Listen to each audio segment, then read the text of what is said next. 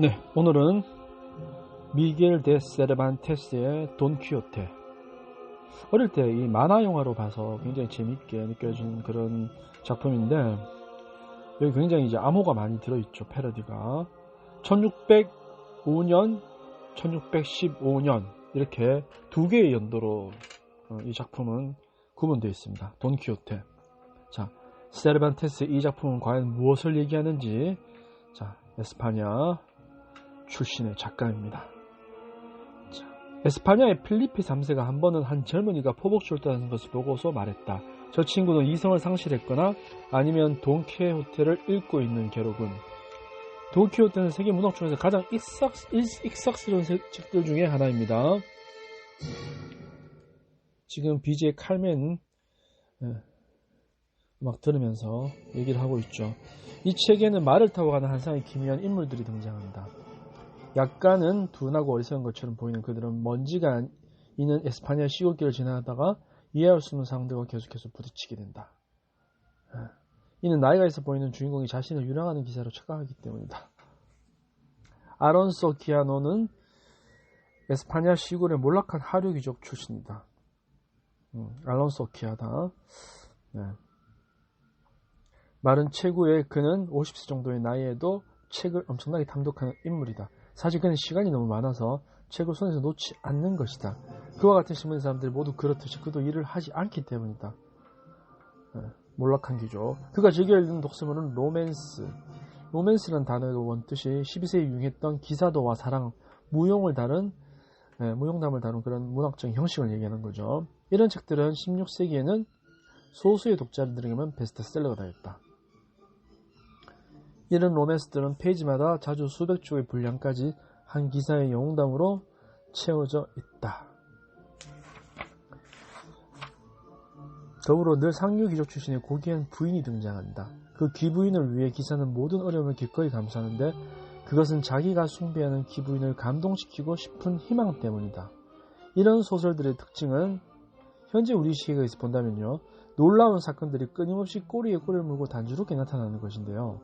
로맨스는 이런 방식으로 용기와 용감함 그리고 명예에 대해 다루고 그 속에 봉건 귀족의 이상을 반영합니다. 시골 귀족이 이런 유의 기사 무용담을 읽는 것은 특별히 좋을 것이 없죠. 그는 결국 이성은 물론이고 현실감마저 잃어버린 채 스스로 유랑하는 기사가 되고자 결심합니다. 17세기 초라는 배경에서 벌어진 이 상황을 요즘식으로 말하자면 바로 이런 것들이죠. 어떤 사람이 공상과 영화를 많이 봐서 자신이 외계의 어떤 세계에 존재한다고 믿고 이웃을 장난감 가게에서 파는 형광 레이저 칼로 위협하는 경우처럼 이 시골 귀족은 조상이 물려준 녹슨 기사 연구를 찾게 됩니다. 투구, 마구간에서 삐쩍 마른 자신의 말을 끌어내고 그 불쌍한 동물에게 로시단테라는 이름을 지어줍니다. 그 자신도 근사한 이름인 돈 키호테. 돈은 스페인에서 귀족을 상징하는 거죠. 돈 까를로 이런 거. 돈 후안. 이제 빠진 것이라곤 아름다운 부인뿐입니다. 이때 BJ 아를로 여인이 나오네요. 신기합니다. 이제 그는 서둘러 예쁘장한 농가의 처녀를 부인으로 정한다. 돈키호테는 그 여자에게 둘시네아 델 토보소라는 멋진 이름을 붙여주지만 그녀가 자신에 대해 어떻게 생각하는지는 꿈에도 예상치 못한다. 그렇죠. 한여름 어느 날 돈키호테는 말을 타고 길을 떠납니다.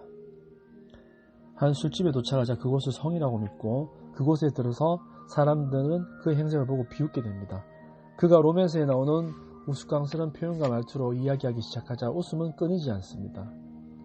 장난기 많은 술집 주인 알리아스가 성주로 나서 우스꽝스러운 의식을 채우는 돈키호테를 기사로 또 임명하죠. 그 후 돈키호테는 두 가지 모험에 처음으로 뛰어듭니다. 하지만 시작이 끝나고 말고 돈키호테는 시골 거리에서 6일 동안 줄곧 늘씬하게 두들겨 맞은 후에 집으로 옵니다. 하지만 과거 로맨스에서 기사는 수십 년 동안 집을 떠나 있었다. 고향 마을에서는 그의 친구인 목사와 이발사가 우선 돈키호테의 이성을 완전히 앗아가버린 책들이 보관되어 있는 상가에 불을 지를 것을 결심합니다. 네.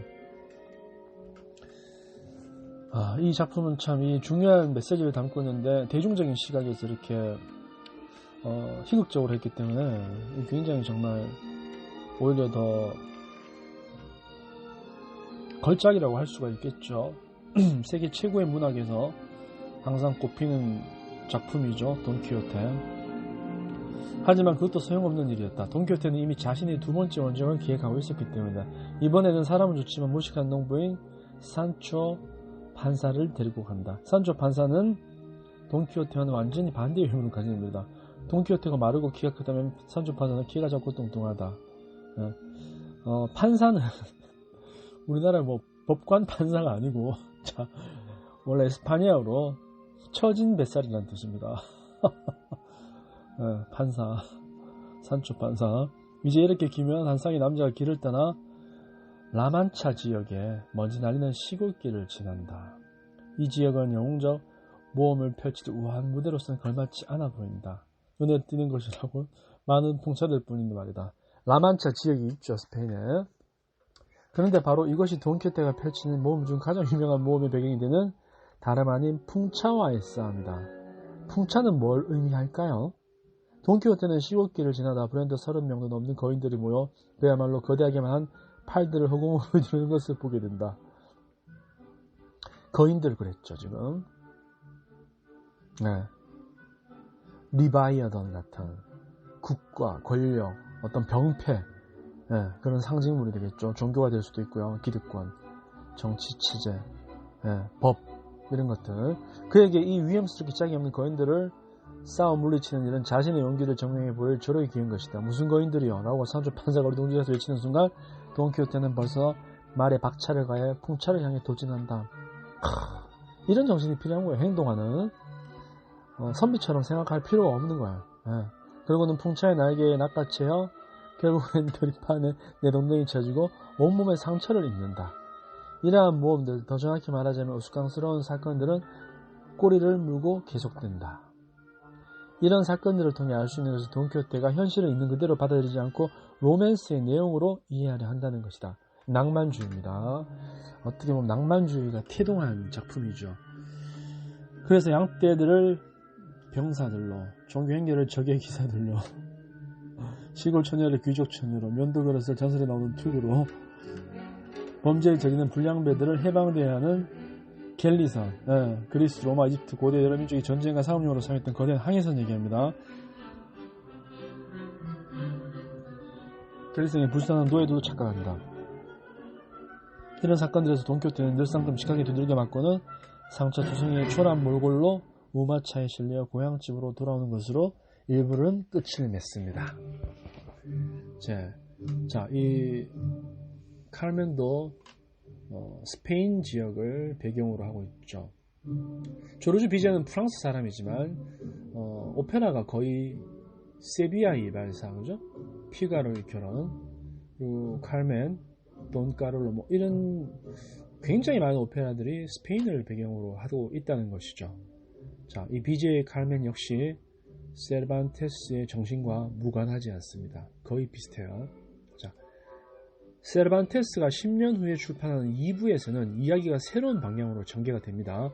돈키호테는 이제 돈키호테라는 문학 작품을 통해 유명한 사람이 이제 돼버렸죠. 브랜드가 된 거예요. 산초가 주인에게 자신들이 겪었던 모험들을 적은 책이 있다고 보고하며 시데 하메테 베네겔리라는 아랍인이 그 책을 썼다는 것이다. 그 책이란 물론 돈키호테 일부를 말하는 것인데 세르반테스가 여기서 시도한 것은 현실과 우를 사뭇 혼란스럽게 교차시키는 수법입니다. 그러니까 돈키호테는 이제 한 소설, 즉 1부의 주인공이 되어 두 번째 소설 2부에서 등장합니다. 2부에서 돈키호테는 도처에서 자신의 모험담을 읽은 사람들과 마주칩니다.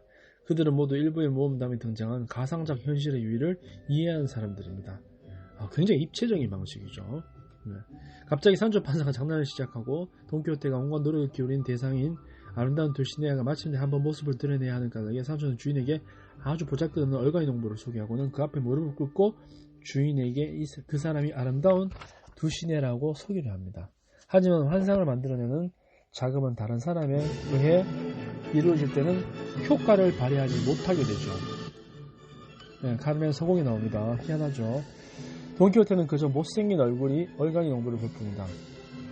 그래서 어느 정도 혼란스러운 듯 머뭇거리다가 그 앞에 무릎을 꿇고 헷갈리는 말로 숭배의 마음을 표현하기 시작합니다. 그 기부인이라는 여자는 상스러운 말로 대답하고는 기부인이라는 신문도 잊은 채 띵들뛰는 모습으로 당나귀에 훌쩍 올라앉습니다. 돈키호테는 이 모습을 보고 이 사람과의 둘시내야일까 하는 깊은 의구심을 갖죠. 결국 그는 마법사가 자신이 삼아온 둘시내야가 마법을 걸어 이런 끔찍한 모습으로 바꾸어 놓았다고 여깁니다. 돈키호테는 이후에서도 많은 모험을 겪고 물론 좋지 않은 결말로 끝나게 일수있죠. 마지막에는 역시 풀이 죽고 병든 몸을 이끌고 집으로 돌아옵니다. 그리고 죽음을 앞두고서 비로소 자신이 환상에 빠져 있었다는 사실을 깨닫게 됩니다. 정신 차리면 죽는 거죠. 자, 세르만테스의 소설에는요, 고위 귀족, 하급 귀족, 상인, 성직자, 농부, 병사, 대학생, 방랑자, 범죄자, 공작부인, 시녀, 농부의 아녀자, 창녀 등 1600년경 에스파냐성의 모든 유형의 사람들이 등장하죠. 돈키호테는 당시 영국의 경제적인 번영의 한편에서 힘없이 몰락해가는 한때 유럽의 강국이었던 에스파냐라는 세계에 대해 빈틈없는 서술입니다. 네, 무적 함대가 격파된 이유죠. 엘리자베스 시대 영국이 시민계급인 상인들에 힘입어 신흥강국으로 부상한 것과 달리 에스파냐의 봉건귀족들은 계속해서 세상과 동떨어진 과거의 이념에 매달려 있었죠. 우리 어르신들 중에도 있죠. 내가 왕년에 말이야, 내가 옛날에 말이야, 이런 것들, 이런 얘기들. 돈키호테가 로맨스에서 묘사되는 세계를 쫓는 것과 마찬가지 인생이죠. 그러한 것들은 말이죠. 따라서 돈키호테는 종종 에스파냐 문화를 형성한 인물로 이해됩니다. 네, 항상 말씀드렸죠. 하나의 인물은 하나의 시대이자 세계라고 말씀드렸죠. 하나의 국가이기도 합니다. 네. 안나 까레리나가 그렇죠. 하지만 돈키호테가 기한 특별한 공로는 무엇보다도 유럽 문학이 이 소설로 인해 한 단계 성숙하게 되었다는 점이 있다. 돈키호테가 나오기 전까지는 허구냐 사실이냐 하는 질문은 결코 제기되지 않았다. 허구나 사실이냐. 이제부터 모든 독자들은 자신들의 소설을 읽기 시작하는 그 순간부터 허구의 세계로 들어간다는 사실을 명확히 인식해야 한다. 그죠? 호로의 보로헤스처럼 그 논픽션, 그죠? 그 책의 어떤 뿌리도 바로 이 돈키호테가 아닐 수 없습니다. 픽션이 뭐가 중요합니까?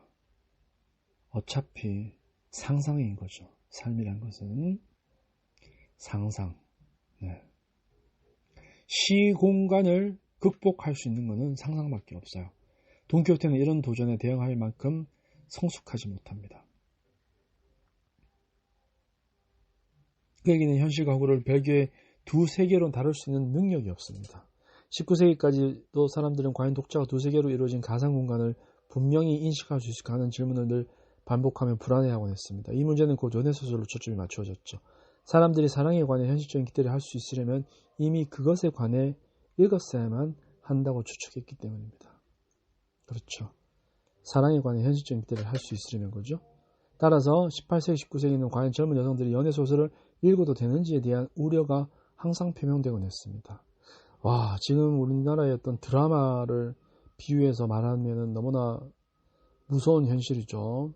네. 그들이 연애소설을 읽는다면 현실감을 상실할 수 있다는 이유에서입니다. 네, 뒤에 바로 나옵니다. 네, 드라마가 진짜인 것처럼 착각하면 안 되는 거죠. 이 우려가 벌써 나와 있죠. 자, 현실과 허구. 오늘날 우리는 그런 우려가 터무니없다고 느끼기 되겠지만 다른 문제에서는 우리 역시 자유롭지 못하는 점을 알 수 있습니다. 예컨대 텔레비전 시청자와 영화 관람객이 항상 영화와 현실을 구분할 수 있는지, 또는 정기적으로 인터넷에 접속한 사람이 현실이 무엇인지를 정말 알고 있는지에 우리도 18, 19세기 사람들처럼 질문을 할지도 모릅니다. 그렇죠. 우리는 사실과 진실의 차이를 알아야 되고 조작하는 매체의 특성도 알아야 됩니다. 궁극은 돈으로 귀결되는 거죠. 그것은 권력인 것입니다. 자, 돈키호테를 읽고 현실과 허구, 우리나라의 드라마와 이때 당시의 연애소설이 현실이 아니라는 것을 자각하는 게 굉장히 중요하다고 말씀드릴 수 있습니다. 네, 오늘 굉장히 중요한 작품 세르반테스의 돈키호테였습니다.